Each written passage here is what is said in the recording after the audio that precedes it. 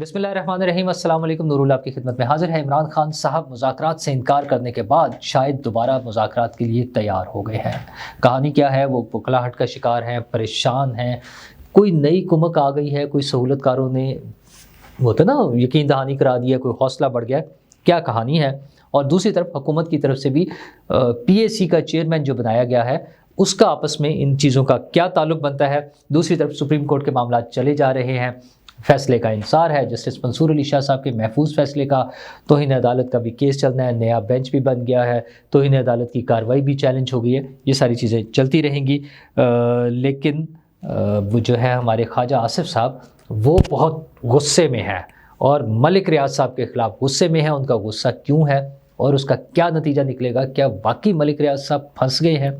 और जनाब फंसे तो चीनी सरमायाकार भी हुए हैं, पहले दहशतगर्दों के हाथों, और अब उन्हें कौन तंग कर रहा है? ये एक नई कहानी हमारे सामने है, मतलब ऑन रिकॉर्ड जो आ गई है वो है।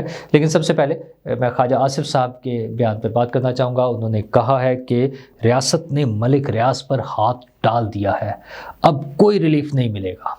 अच्छा जी, वैसे बात तो ठीक है, हाथ तो डला है किसी हद तक। पहली मरतबा ये हुआ है कि ऑफिशियली ये चीज़ें सामने आनी शुरू हुई हैं कि मलिक रियाज साहब ने क्या किया। इससे पहले बड़ी बड़ी चीज़ें हुई, मतलब 460 अरब रुपए का जुर्माना हुआ। आप सोचें कितनी बड़ी अमाउंट थी पाकिस्तान में रहते हुए। अगरचे वो पे नहीं हो रहे, वो तकरीबन डिफ़ॉल्ट कर चुके हैं मलिक साहब उस एग्रीमेंट के मुताबिक जो सुप्रीम कोर्ट में उनका हुआ था, जिसके मुताबिक उन्होंने किस्तें जमा करानी थी 2.5 अरब रुपए हर महीने की, और वो सारा कुछ नहीं हुआ। खैर इमरान खान साहब के दौर में ही उनकी हुकूमत ने ही दरख्वास्त कर दी थी सुप्रीम कोर्ट से कि चूँकि ये वो जो हमारी हाउसिंग स्कीम है, इमरान खान साहब ने भी वो बनाने थे ना 50 लाख घर 1 करोड़ नौकरियों के साथ जो वादा था, तो ये उसमें हमारे साथ होंगे, तो इसलिए इनका जुर्माना जो है ना रोक दिया जाए, या समझे ना आप। तो वो सारे इस किस्म की चीज़ें हो रही थी। खैर इमरान खान साहब के साथ तो मोहब्बतें ही बड़ी थी, वो बनी गाला, और वहाँ पर भी प्लॉट की बातें हुई, फिर वो सोने की और हीरों की अंगूठियाँ और जेवरात, और फिर अलकादर यूनिवर्सिटी, तो उसके लिए पहले ज़मीन, फिर उसकी कंस्ट्रक्शन और बना के देना, ये सारी चीज़ें कहानी चलती रही। हाँ, वो शहजाद अकबर साहब का ब्रीफ केस की वीडियो, वो भी चीज़ें होती रही। लेकिन उसके बावजूद मलिक साहब थे कि वो आराम से चले जा रहे थे, उन्हें उन्हीं के बकौल पहिए लगाने की तरकीब समझ आ चुकी थी, तो वो उसके मुताबिक तरकीब के मुताबिक अपना काम करा रहे थे। अच्छा, वो इतना अनफॉर्चुनेट सीन है, मैंने कल भी जब इस पे बात की थी कि उसके बगैर काम होता नहीं है पाकिस्तान में। ये एक बहुत बड़ी रियलिटी है, हकीकत है कि पाकिस्तान में ज़्यादातर काम पैसे देने से ही होते हैं। जेन्युइन काम भी इवन उसको अगर आप पैसे नहीं देंगे तो उसमें ऐसे ऐसे वो निकाल लेंगे नुक्ते और ऐसे ऐसे एतराज़ात कि वो कभी भी हल नहीं हो सकेगा मसला। दोबारा मलिक साहब उसी के मुताबिक उस रम्ज़ को जान चुके थे, उस वो राज उन्होंने पा लिया था, और उसके बाद नील के साहिल से लेकर ताब खा के काशगर, और काशगर तो अभी नहीं पहुँचे, दुबई तक वो पहुँच गए, वहाँ पर उन्होंने अपनी स्कीम भी बना ली है। लेकिन ख्वाजा आसिफ साहब बड़े गुस्से में हैं, वो कह रहे हैं कि यूएई से उन्हें वापस लाएंगे और गिरफ़्तार करके, क्योंकि वहाँ पे तबादले का हमारे पास वो कानून उनके साथ मुआहिदा मौजूद है, और उनके ख़िलाफ़ मुकदमा चलाएंगे। अच्छा जी, चले, अच्छी बात है, अगर आप ऐसा करना चाह रहे हैं तो ये सामने आ जाएगा। लेकिन उसमें दो उन्होंने बड़ी हैरानकुन से बयान दिए जो मुझे वजह नहीं उसकी समझ आ रही। एक तो उन्होंने कहा है कि बहरिया टाउन में पैसा लगाने वालों के ख़िलाफ़ कार्रवाई होगी, दुबई में, पाकिस्तान से बाहर कहीं भी। मुझे नहीं समझ आती ऐसा क्यों है। इससे पहले जिन लोगों ने दुबई में इन्वेस्टमेंट की है, क्या उनमें से किसी के खिलाफ कार्रवाई हुई है? क्या बहरिया टाउन दुबई कोई इलीगल प्रोजेक्ट है? वो दुबई की हुकूमत के, यूएई की हुकूमत के मुताबिक उन्होंने अपनी तमाम जो भी रिक्वायरमेंट्स होंगी लीगल, वो पूरी करने के बाद ही उन्हें इजाज़त दी है, तभी उन्होंने वो लॉन्च किया। वहाँ पाकिस्तान वाला सिस्टम तो नहीं है सर, हमारे LDA, CDA, RDA और पता नहीं क्या क्या इस तरह के मामलात नहीं हैं। वहाँ पर रूल्स के मुताबिक ही चले होंगे वो, तो उनको खिलाफ क्यों? हाँ, आप ये कह सकते हैं कि पाकिस्तान से बाहर जो लोग इन्वेस्टमेंट कर रहे हैं उन सबको देखा जाएगा, सबको देख लें कि ये इतना सारा पैसा जब वो पाकिस्तान से बाहर लगाते हैं तो क्या वो वाइट मनी है, ब्लैक मनी तो नहीं है, और किस सोर्स से बाहर भेजा जा रहा है। ये दोनों काम हर हुकूमत को करने चाहिए, बिल्कुल करें, लेकिन एक प्रोजेक्ट को स्पेसिफाई करके वजह नहीं समझ आ रही, सिर्फ एक बंदे को वो किया जा रहा है। अच्छा, दूसरा वो कहते हैं कि मलिक साहब को जब वापस लाएंगे तो ना उन्हें अदालतों से रिलीफ मिलेगा और ना ही सियासी दबाव काम आएगा। अच्छा, ये भी चले, इस पर भी बात कर लेते हैं। عدالتوں سے ریلیف کا حال یہ ہے کہ ابھی تک پی ٹی آئی کے لوگوں کو ریلیف ملے جا رہا ہے۔ 9 مئی میں جن لوگوں نے شرپسندی کی، دہشت گردی کی، جلاؤ گھیراؤ کیا، ہنگامہ آرائی کی، ریکارڈ پر ہے ساری چیزیں، ان سب کو ریلیف مل گیا۔ وہ تو خواجہ صاحب اور ان کی حکومت روک نہیں سکی۔ ان کی کیا، میری حکومت، آپ کی حکومت، ہم سب کی، پاکستان کی حکومت ہماری حکومت ہے نا۔ ہماری حکومت جس کا ایک حصہ ایک وزیر کے طور پہ خواجہ صاحب بھی ہے، یہ حکومت اس ریلیف کو نہیں روک سکتی ابھی تک ٹل ٹو ڈیٹ۔ مطلب آپ کو پتہ نا 4 دن پہلے تک ان کے وزیروں کے جو بیانات آئے ہیں بیچاروں کے کہ وہ ٹھیک ہے جی ہم کیا کر سکتے ہیں، عدالتوں سے ریلیف مل گیا۔ تو بھائی آپ آئندہ عدالتی ریلیف کے بارے میں آپ کیسے گارنٹی دے سکتے ہیں کہ ریلیف نہیں ملے گا؟ اور سیاسی دباؤ، وہ بھی ہوتا ہے خواجہ صاحب، آپ کو ہم سے زیادہ پتہ ہے۔ تو یہ ساری چیزیں چلتی رہیں گی۔ ہاں ایک صرف فیکٹر ہے، ایک اس ساری کہانی میں جو ڈفرینٹ سین ہے نا، جس کی وجہ سے کوئی کارروائی ہو سکتی ہے، کچھ ہو سکتا ہے، وہ ہے آرمی چیف، موجودہ آرمی چیف۔ اچھا، بڑی بڑی چیزیں ہمارے سامنے موجود ہیں۔ اسمگلنگ کو روکنا، اسمگلنگ میں ملوث لوگوں کو روکنا، یہ کہہ کر کے ہمارے لوگ ہیں تو انہیں بھی ہم پکڑے گئے اور روکا گیا، رکی۔ آئی پی پیز کا معاملہ، مطلب وہ اتنا بڑی زیادتی ہے اس قوم کے ساتھ، اس ملک کے لوگوں کے ساتھ، میرے آپ کے ہم 25 کروڑ لوگوں کے ساتھ جو ظلم ہو رہا ہے بجلی کے بلوں کی صورت میں، جو آئی پی پیز کی بدماشی ہے، ان کو جو پیسے جا رہے ہیں۔ اور اچھا وہ اکیلے نہیں کر سکتے تھے یہ بدماشی، ہاں سوری ٹو سے، یہ بدماشی آئی پی پیز اکیلے نہیں کر سکتے تھے۔ آئی پی پیز کے ساتھ ہمارے سیاسی حکمران مختلف ادوار کے وہ ملے ہیں، انہوں نے مل کر ہمارے اوپر یہ مسلط کیا اور وہ انہوں نے لٹ مار کیا ہمارے ساتھ۔ اچھا، اس کو بھی تبدیل کرنے کے لیے یا اس کو روکنے کے لیے، اس میں کوئی تبدیلی کے لیے جو بھی کوششیں ہوئی ہیں وہ بھی آرمی چیف کی وجہ سے ہوئی ہیں۔ تو اگر آرمی چیف یہ چاہیں گے کہ بحریہ ٹاؤن اور یہ سارے مسائل کا کوئی حل نکلے، کسی ایک طرف لگے، کوئی تحقیقات ہونی چاہیے تو پھر ہو جائیں گے۔ ادروائز خواجہ صاحب آپ بڑے وزیر ہیں، مطلب ہم کیا کہہ سکتے ہیں، لیکن یقین مانے کچھ بھی نہیں ہونا۔ یہ ہمارے اس کی نا، اچھا اس کی وجہ کیا ہے؟ مجھے تھوڑا سا اور خواجہ صاحب کو بہت زیادہ اس کے بارے میں پتہ ہوگا کہ ملک ریاض صاحب کے بینیفیشریز کون کون ہیں اور کس کس لیول پر ہے۔